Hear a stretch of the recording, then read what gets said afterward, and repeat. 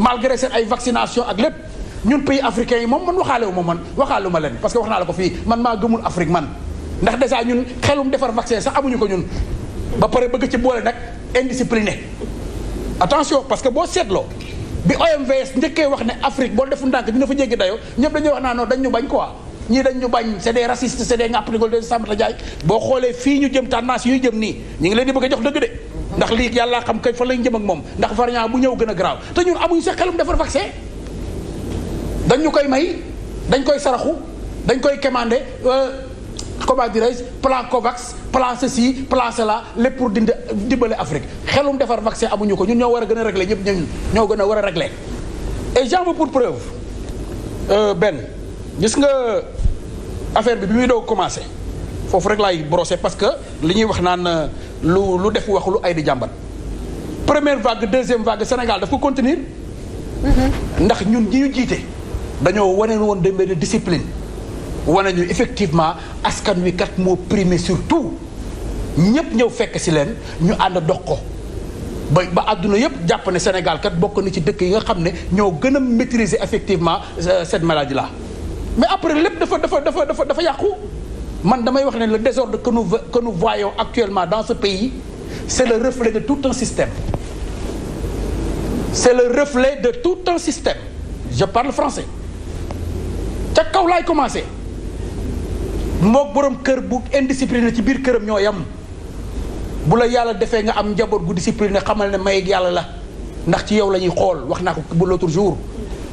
mënuloo di tere sa waa kër sàngara te bu sa waa kër wàccee fekk la yow nga uuf teg say sedd guy naan xale yi rester tranquille non lu mu gàtt dina ñam ñaar wala ñett dina pap ma ñam loolu la ñuy dund actuellement parce que bi ñëpp war a tegu ci yoon dañoo tegu ci yoon ñëpp bàyyi seen ay considération ñëpp bàyyi seen ay appartenance ñu ne kon nañ ko defandoo mais après effectivement on s'est rendu compte que ñi nga xam ne ñoom ñoo ñu jiite ñoom ñooy mel ne sax dañuy saboter très sincèrement su may décortiquer man damay wax le Sénégal nous on est mal parti on est mal barré j'ai comme l'impression que dañuy saboter les gens sont omnibulés par leur privilège comment faire pour les sauvegarder bu jaree askan bi bàyyi ci bakkanam baax na bu jaree effectivement askan bi dee ci baax na lépp baax na l'essentiel ñun ñi nga xam ñoo nekk ci kaw te matuñu sax 500 personnes ngànk politique bi yàq réew mi ba mu yàqu yàqeet yaa ngi dégg nekk autour du président toujours président nii président naa lu baax ñu kii ko lu baax ñu digal ko ainsi de suite ba nga xam ne man mënuma comprendre parce que damay wax ne dama dégg benn journaliste je crois que c'est oustaz la sax bu nekk ci benn rajo de la place di wax ne feebar bi même su fekkoon ne jóge na ci réew mi fii ak ñetti at rassemblement politique warul am parce que effectivement daf lay bàyyi ay séquelles donte sax am nga possibilité. rassemblement yëpp quoi. oui rassemblement yëpp mais dafa am koo xam ne Benoît moo nekk le responsable parce que dafa am taxawaay boo xam ne heure bu ko opposition taxawee ñun ne bu leen ñu fontoo ñun faluñu leen diw la ñu fal. koo xam ne bu taxee ci bureau bind signé teg ñëpp def li mu wax kooku moo yor cëgal gu yëpp mooy le responsable. mais su fekkee ne yaay njëkkee effectivement ci rassemblement yi boo xoolee sax ni situation bi ni mu demee je suis désolé président daf mujj sax di ñaan maa ngi leen di ñaan la wax maa ngi lay ñaan alors que ordre la war a doon il faut faire ceci point punto basta loolu mooy premier débat man ma wax ne encore une fois c'est le reflet de tout un système. parfaitement. te gis nga réew mi ñi fi ŋànk politique bi ñun dañu amel àq sur tous les plans gis nga li ñuy wax yëpp loolu la ma démontrer la ko ci benn affaire bu ndaw barki Dembo Ndiaye Benoît. Comment tu peux imaginer dans un pays sérieux nit gàddu ay xaram dugal ko ci autoroute parce qu'il appartient au régime dara du ko ci fekk. Les gens en rigolent. Désordre mën na weesu loolu. Tu mets ta vie en danger et celle des autres et toutes les personnes qui empruntent l'autoroute à péage. nga jël ay xar. vitesse rek moo xar gis naa image yi. j'ose imaginer parce que man ba léegi dama gëm ne ay montage laa ko tegoon quoi. très sincèrement pour être honnête avec moi-même j'ai dit non. lii warul mën a nekk. oh waay benn foo nekk. ah non man dama gis image yi ma ne lii xanaa. balaay dugg indiscipline mën naa weesu jël lu ma 200 xar. dugal ko ci autoroute à péage parce que tout simplement yàlla may na ma am doole joo xam ne du mujj fenn ci biim réew. ah kon dafa am ku ko moom. mais bien sûr et fait partie du régime du ma tudd turu kenn nag parce que ay image laa gis man. il paraît même que le responsable de l'autoroute a porté plainte. mais dëkk boobu nga xam ne effectivement nit mën na fay def désordre bu ne weñ mu leer ne dara du ko ci fekk parce que encore une fois Benoît mais pourquoi nit war a def kaso 5 ans parce que dafa sàcc gaz nit mën a yor ay milliards yi faux billets di dox ay soxlaam te loolu mooy indi désordre économique bu doy waar boo xam ne ni kenn du ci épargné wu donc man comprendre ma indiscipline boobu nga xam ne effectivement li nga wax foofu d'accord na fa jaw fépp ay metti Sénégal te man xaw ma lu tax je ne comprends pas parce que effectivement su ñu am ay njiit ñu am ay njiit yu fees seen place comme tu l'as si bien dit Pros oui dégg naa nga ne xaw ma njiitu réew mi nga ne dafa war a def rek bind rek mu exécuter waaw nga ne nga dem ba muy ñaan waaw naan maa ngi ñaan ñiy dem di tabaski ji ñu xam ne tabaski jarul yenn ñaan la utiliser le terme ñaan ci ginnaaw tuuti waaw nit ñi doyunu ab tëj bu metti ak ordre yu metti ankay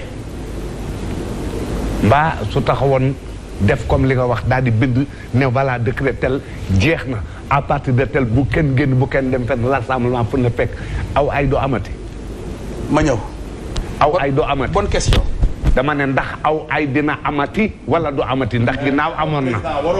dama ne dina xool damay laaj li ma laaj tontumati ndax aw ay du amati mën naa am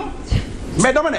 dama gis sànq mais ñii ñooy ñan ma ne lim la wax un président li ma kan wax man li ma la wax tontu ma mais mën nga ko poser question baal ma tontu mën nga poser question baal ma tontu la mu ci infiltré wu di dugal loo xam ne na ma tontu wax na dëgg yow léegi may ko tontul Pros daf la ne un président da nga war a xamante li ñuy wax moom laa lay wax ñëpp moom laa lay wax dama ne man si j'étais le président man ma nekk président damay bind sama décret ne pas de voyage pas de transport point yow kon dina am noo ko tuddee lii da nga koo wax c'est parce que defu ko mais su ko defoon di nga bokk ci ñuy def critique ñi def critique lan kon comme démb ak yow lu xew nga ne c'est l'état bi su taxawoon léegi daal ne lii di nga bokk ci naan diw ma nga war a jullee ci bërëb sàngam diw ma nga war a jullee bërëb sàngam ñi nu tëj ci bërëb sàngam ak yooyu mais Dakar Dem Dikk ñan noo ko def dama ne Dakar Dem Dikk ñan la waay li ma lay wax c'est l'état du Dakar Dem Dikk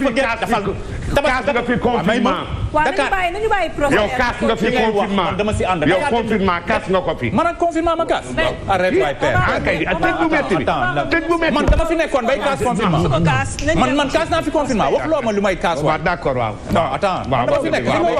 li nga wax mën naa nekk wallaay li ma wax xam naa ko li nga wax mën naa nekk amul benn moment ci àdduna bu nit di def la ko neex am la ko neex dama ne borom kër sax moo gën a restreint famille la fay borom kër di bëgg ci këram yëpp du fa am mais lu mu la jaral parce que dama ko mës a dégg effectivement sama sëriñ bu baax boobu sëñ Abdou Aziz Al Amin yàlla na yàlla yërëm ko dokk leeram mu ne mbir bu naree bon yow boo bëggee baaxal dara lu mu jaral nit pour mu bon rek na la ko jaral pour mu baax dëgg la ma dégg sànq président français ne parce qu'il y a eu des manifestations durant le week-end mu ne j'assume toutes les décisions pour protéger les Français wallaay li xew toutes les décisions que j'ai prises je les assume pour protéger les Français léegi dafa loolu la wax moom léegi tëjal wala léegi ma wax la ma ñëw ci li nga ma ñëw lu tax lii tey nan koy wax nii mais démb waxuñu ko woon de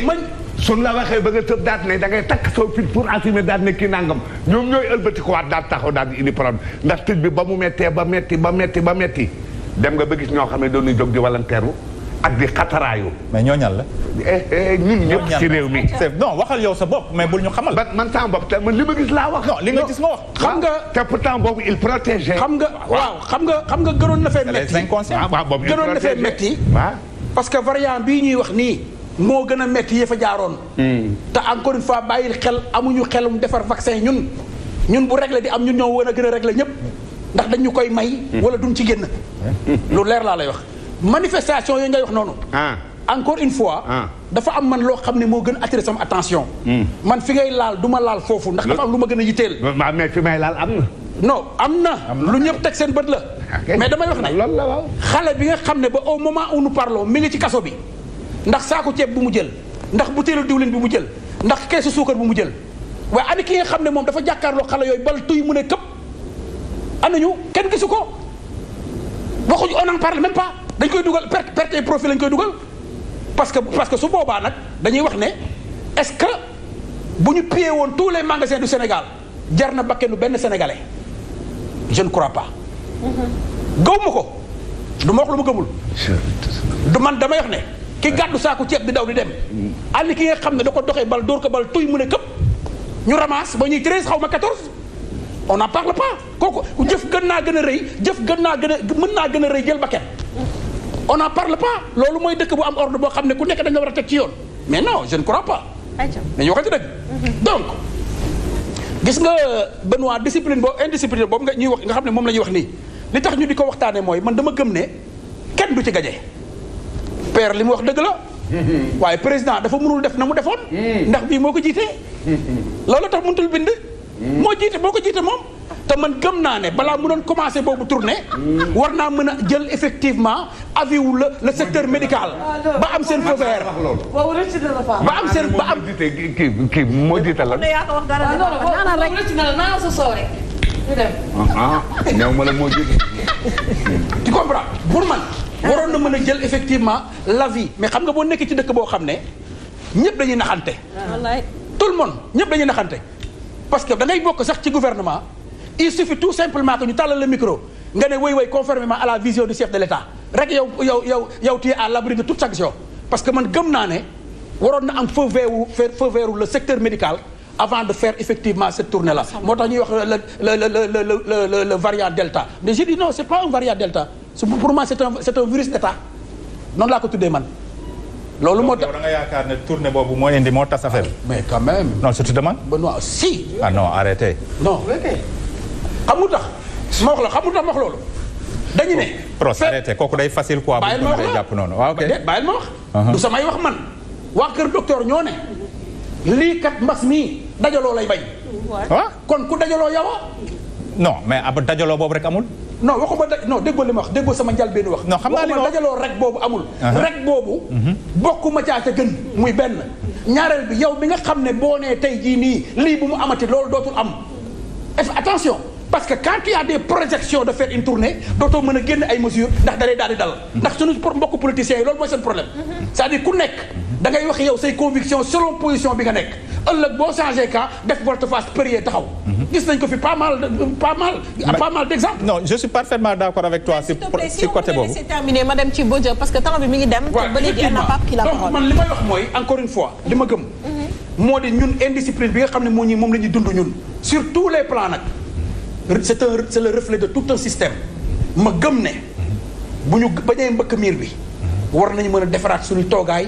te waxante dëgg suñu biir très sincèrement comme ni ñu ko waxee woon bu njëkk fexe la patrie nekk au-dessus de tout man de mënuma gis nga xar yi ma lay wax bu doon mën ak yow ñoo ko def sàmm suñu xar jaar ci route bi heure bii ñun suñu waa kër kaso lañ ñuy indilee suñu lakk xar mi ñuy lakk. ça c'est vrai. mais quand quelqu'un ose le faire dans une république qui se respecte ça veut dire que le désordre est partout. et c'est dommage. ça je suis parfaitement d'accord ak yow. léegi kan la kan ko am doole la ñu dañ ci ñëwaat léegi ñu gëstu tuuti dem ci Bodio moom itamit mu wax xalaatam li ñuy waxtaanee am na solo nañu affiché numéro yi rek au bas de l'écran comme ça sénégalais yi ñoom itamit ñu mën cee woote wax seen xalaat parce que feebar bi bëri na Sénégal ñu koy fàttali aussi sénégalais yi ñuy maytu parce que instant bi ku ne war nga mën a aar sa bopp parce que foofu lañ toll ku ne aar sa bopp ku ne mën a aar sa famille aussi parce que heure boo génnee defoo li nga xam ne moom lañ la war a moom nga war a def boo duggee yàlla maara day taal yi boo amee feebar boo duggee sa kër da nga koy aar bi léegi vaccin yi lañ xaja waaw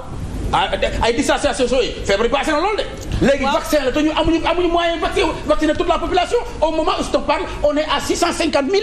vaccinés. Mais les gens, au début, ils étaient un